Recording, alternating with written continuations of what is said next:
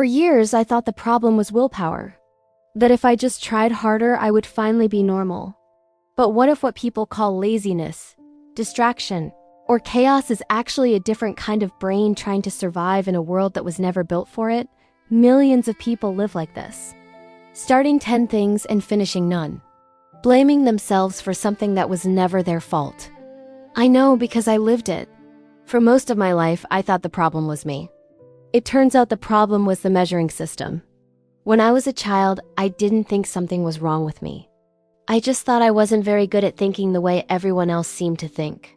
In school, it felt like everyone was following the same invisible line. They knew what mattered. They knew what to write down. They knew what came next. And I didn't, not because I wasn't paying attention, but because my attention worked differently. I couldn't copy fast enough. I couldn't hold on to instructions for long. By the time I understood one thing, the class had already moved on. No one explained what that meant. And when no one explains, children explain things to themselves. I didn't think I was different. I thought I was incapable.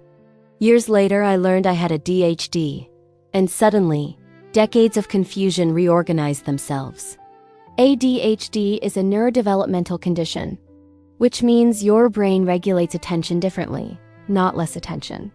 Not broken attention, just different regulation.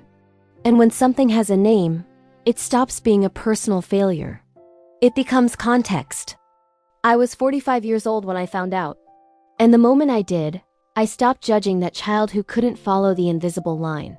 ADHD shows up in ways people rarely understand. Sometimes it looks like inattention. Not zoning out because you don't care, but being unable to stay focused even when you desperately want to. You sit down to do something important, and your mind drifts. Instructions disappear. Details slip away. People tell you to just focus harder. But telling someone with ADHD to focus harder is like telling someone with bad vision to just see better. On the other side, there is hyperfocus. Moments where your brain locks onto something and won't let go. Hours pass. You forget to eat. You miss messages. Not because you chose to, but because your attention chose for you. It can look like discipline from the outside, but inside it feels like losing control. Then there's emotional intensity. Feelings hit harder. Frustration escalates faster. Rejection cuts deeper. Not because you are dramatic, but because your brain has less space between feeling and reacting. And motivation. Knowing what needs to be done. Wanting to do it. But being unable to start. That's not laziness. ADHD affects dopamine, the chemical that helps your brain begin tasks. Without it, even simple things can feel overwhelming. This creates a cycle. You can't start because you're overwhelmed. You're overwhelmed because you can't organize. You can't organize because you can't focus. And people mistake that cycle for a lack of effort. It isn't. For years, I called these things flaws. Psychology calls them differences in executive function. That changes everything. Not because the symptoms disappear, but because the story does.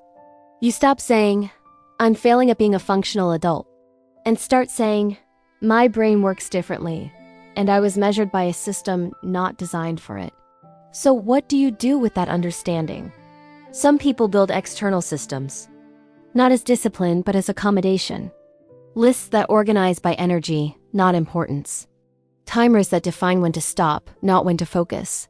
Environments that do the organizing your brain struggles with. Others change their environment entirely. They thrive and work with variety instead of repetition. With deadlines instead of endless maintenance. With spaces that reward deep bursts of focus instead of punishing them. And some people don't change anything at all. They simply stop blaming themselves. There is no single right path. What matters is this: you are not broken. You are not lazy. You are not failing at being human. You have a brain that works differently, and for a long time, different was treated as deficient. It isn't. Understanding is not weakness, it's orientation. And orientation is where everything begins. I wasn't stupid for 20 years. I had undiagnosed ADHD, and the moment I understood that, I stopped standing against myself. I started standing beside myself. Maybe you can do the same.